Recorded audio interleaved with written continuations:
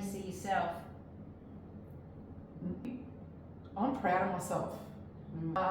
Grabbed my stomach, which is the main source, grabbed it and felt like an absolute dickhead afterwards doing it, but I grabbed my stomach and I said, you're a part of me and I love you. Thank you for being a part of me. So the second time I did it, I was crying like I'm crying now. But I am proud of who I am from the inside out. And what are the tears? What are you feeling? These are tears of joy in that in 4 short weeks, I am where I am now. I'm going to keep learning and loving myself and trusting myself. Yeah. I know that's my path. You come to so much, you're actually seeing everything through more emotionally mature eyes. Yeah. You're not taking things to heart as much. You are coming home to your body as one, and you become whole again, no matter what. Yeah, so that's right. It was like soul, spirit, mind, body, whatever else you are, just sort of reunited. Yeah.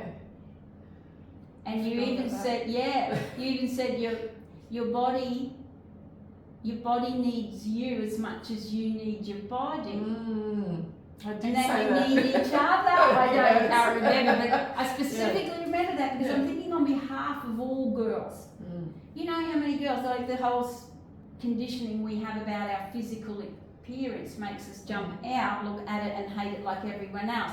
And we put a filter through everything we see. We you know, males, they just see outwards. Oh, over there. Yeah.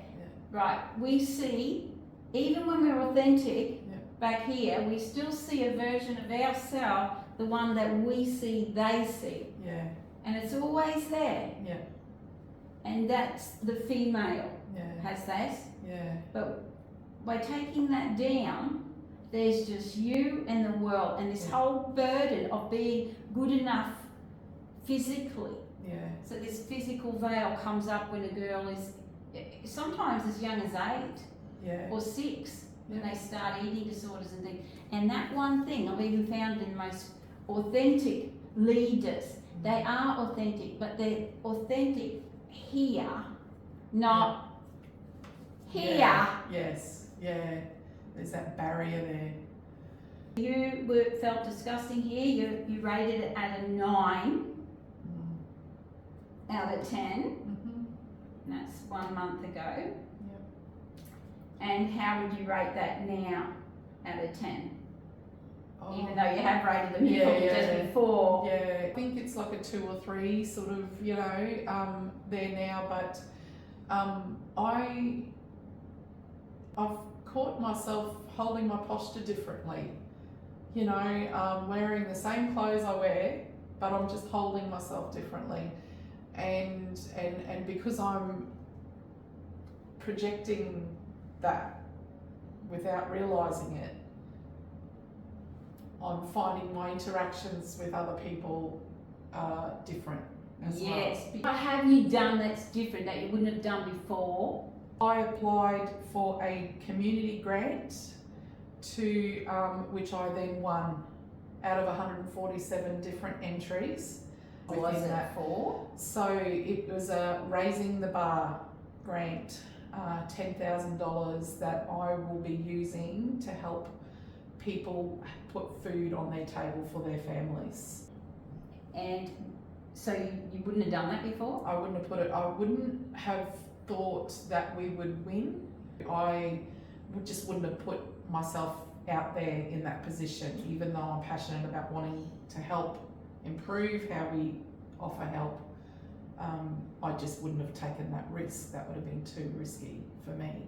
So you did that and won. $10,000. Yes. And what was that like in that moment then? Like, because it was at a big event, wasn't it? They did all the finalists were in, so there was over 300 people at this location where the radio station were presenting it, there was, you know, local news, there were all of their own media people wanting interviews and things like that. So I would have been mortified at the thought of being in an interview and being, Yes.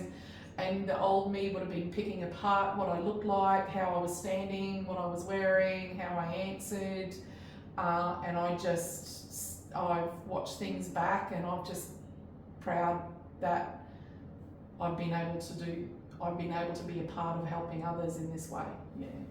How did others see you that was differently to how they would have seen you before, in the way you would have done it if you would have done it before?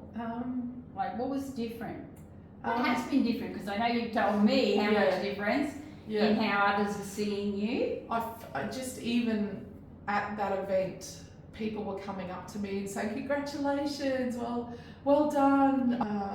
Just all of that kind of acknowledgement I took on board, and thank you, and just graciously kind of accepted it and let that sort of flow through me, instead of trying to downplay or you know, say, oh, it wasn't just me, it was, you know, oh, my manager said I could apply, you know, I would have been trying to bring other people in, so I wasn't their spotlight, you know. I just accepted it. I was proud of that. I was proud that we were recognised. I was proud that I'm going to help people feed their families. Like, that's a basic human right, to be able to eat. Yes.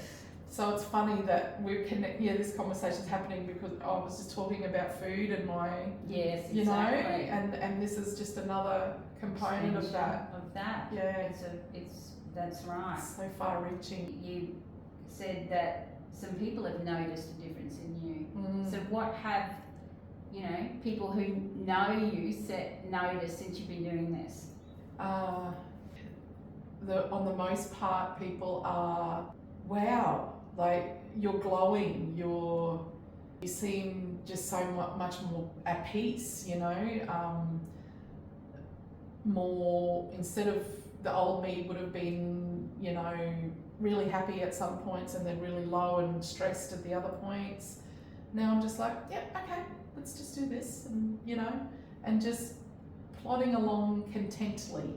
Yeah. I'm more content, I'm more just relaxed, and I'm a creative person, and so the creativity feels like it's flowing through. Yes. And people are coming to me and saying, hey Shar, I was thinking about this, what do you reckon? And sort of valuing my thoughts on something, and whether they use it or not is, I don't really care, and they can use whatever they want, but the fact that someone's sort of valuing my input in something is also nice to sort of